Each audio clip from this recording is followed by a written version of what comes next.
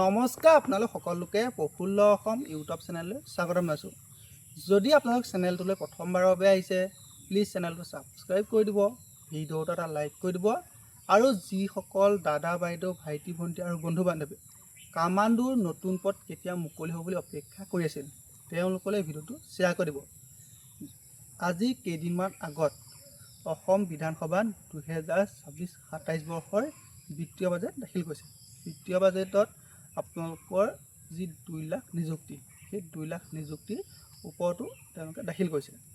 এতিয়া আপোনালোকৰ বহুতৰ এটা সপোন আছিল, সেইটো হৈছে যে অসম আৰক্ষীৰ যিটো কামাণ্ডো বেটেলিয়ন, সেই কামাণ্ডো বেটেলিয়নত যোৱা।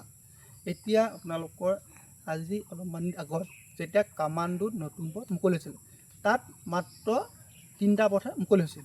এতিয়া বহুতে অপেক্ষা কৰি আছিল যে কামাণ্ডোৰ নতুন এডভাৰটাইজমেণ্ট কেতিয়া মুকলি হ'ব। এতিয়া CM ছাৰে আপোনালোকৰ যেতিয়া নিৰ্বাচনী সভাসমূহত গৈছিল তেতিয়া CM ছাৰে কৈছিল যে নতুনকৈ 2টা কামাণ্ডো বেটেলিয়ন গঠন হ'ব। কিন্তু এতিয়া আপোনালোকৰ যি 2026-27 বৰ্ষৰ বিত্তীয় বাজেট দাখিল হ'ল, তাত আপোনালোকৰ কোনো ধৰণৰ আপোনালোকৰ কামাণ্ডো 2টা বেটেলিয়ন গঠন হ'ব বুলি সেইটো কোনো ধৰণৰ স্পষ্টকৈ নাই। কিন্তু 2 লাখ নতুনকৈ নিযুক্তি দিব সেইটোহে উল্লেখ কৰিছে। গতিকে আপোনালোকৰ কামাণ্ডোত নতুন এডভাৰটাইজমেণ্ট কেতিয়া মুকলি হ'ব বা নতুন এডভাৰটাইজমেণ্ট কেতিয়া আহিব তাৰ কোনো সঠিক তথ্য নাই। কিন্তু আপোনালোকৰ যি বিত্তীয় বাজেট, সেই বিত্তীয় বাজেটত 2 লাখ আপোনালোকৰ চাকৰিৰ কথা ধুনীয়াকৈ উল্লেখ কৰিছে। গতিকে আপোনালোক খুব সম্ভৱতঃ কামাণ্ডোটো নতুন পদ মুকলি হ'ব, যিহেতু তাত কৈছে গৃহ, ৰাজনৈতিক বা স্বাস্থ্য সকলোতে নতুন পদ মুকলি হ'ব, শিক্ষা বিভাগ। গতিকে আপোনালোক খুব সম্ভৱতঃ কামাণ্ডোটো যিহেতু গৃহ বিভাগৰ, গতিকে আপোনালোক কামাণ্ডোটো নতুন পদ মুকলি হোৱাৰ চান্স আছে। মাত্ৰ আপোনালোকে ভাগি নপৰিব। এতিয়া বহুতে হয়তো ভাগি পৰিছে, বহুজনে মোক পাৰ্চনেলি মেছেজ কৰিছে আৰু ভিডিঅ'সমূহতো কমেণ্ট কৰিছে যে কামাণ্ডো নতুন পদ মুকলি নহ'ব নেকি, বা 2টা কামাণ্ডো বেটেলিয়নৰ যি তথ্য সেইখিনি বিত্তীয় বাজেট দাখিল কৰা নাই। কিন্তু আপোনালোকে ইমানো বেছি চিন্তা নকৰিব, যিহেতু কামাণ্ডো বুলি মই ছিংগুলকৈ নক'লেও কিন্তু গৃহ বিভাগৰ নতুন পদ মুকলি হ'ব বুলি কৈছে।